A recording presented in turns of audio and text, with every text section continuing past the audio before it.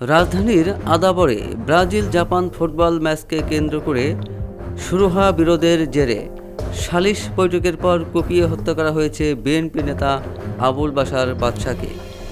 একই হামলায় গুরুতর আহত হয়েছেন নবোদয় হাউজিং ইউনিট বিএনপির সভাপতি সাদ্দাম হোসেন।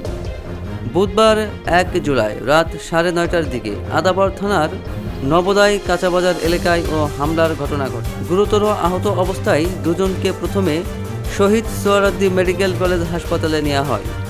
পরে আবুল বাশার বাদশার অবস্থার অবনতি হলে তাকে ঢাকা মেডিকেল কলেজ হাসপাতালে স্থানান্তর করা হয়। সেখানে রাত 11:30টার দিকে চিকিৎসক তাকে মৃত ঘোষণা করেন। নিহত আবুল বাশার বাদশা ময়মনসিংহের নান্দাইল উপজেলার গফুর মিয়ার ছেলে।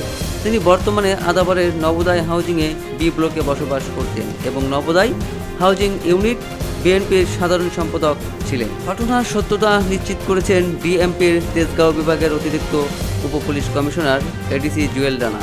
তিনি জানান, গত 29 জুন ব্রাজিল ও জাপানের ফুটবল ম্যাচকে কেন্দ্র করে প্রথমে দুই পক্ষের মধ্যে হাতাহাতির ঘটনা ঘটে। পরদিন একই বিষয় নিয়ে আবারও সংঘর্ষ হয়। এর জেরে বুধবার রাত ৮টার দিকে নবোদয় বাজার এলাকায় বিরোধ মীমাংসার জন্য একটি সালিশ বৈঠকের আয়োজন করা হয়। বৈঠকের এক পর্যায়ে প্রতিপক্ষের লোকজন ধারালো অস্ত্র নিয়ে হামলা চালিয়ে আবুল বাশার বাদশা ও সাদ্দামকে এলোপাতাড়ি কুপিয়ে জখম করে। পরে হাসপাতালে নেওয়া হলে বাদশার মৃত্যু হয়।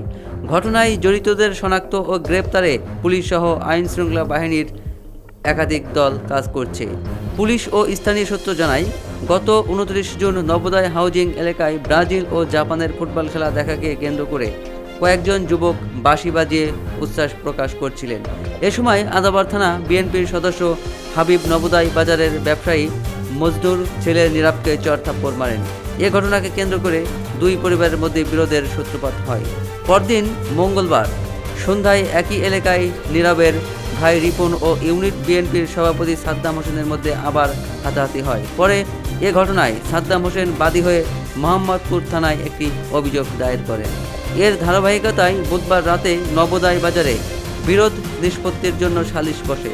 অভিযোগ রয়েছে, সালিশ শেষে মাসুম, রবিন, নাহিদ, রিপন, নীরব, পারভেজ, মজনু, সুমন ও শহীদ সহ কয়েকজন ধারালো ছুরি ও চাপাতি নিয়ে অতর্কিত হামলা চালান। এতে হাবিবের পক্ষের লোকজন সহ ইউনিট বিএনপির সভাপতি সাদ্দাম হোসেন ও সাধারণ সম্পাদক আবুল বাশার বাদশা গুরুতর আহত হন। হামলার পর স্থানীয়রা আহত দুই নেতাকে উদ্ধার করে শহীদ সোহরাওয়ার্দী মেডিকেল কলেজ হাসপাতালে নিয়ে যান। পরে আবুল বাশার বাদশাকে ঢাকা মেডিকেলে স্থানান্তর করা হলে সেখানে তার মৃত্যু হয়। আহত সাদ্দাম বর্তমানে সোহরাওয়ার্দী হাসপাতালে চিকিৎসাধীন। স্থানীয় সূত্রের দাবি, অভিযুক্ত রিপন, নীরব, পারভেজ ও মাসুম কিশোর গ্যাংয়ের সদস্য। তাই স্থানীয় ১০০ নম্বর ওয়ার্ড বিএনপির সিনিয়র সহসভাপতি মিরাজের অনুসারী বলেও জানা গেছে।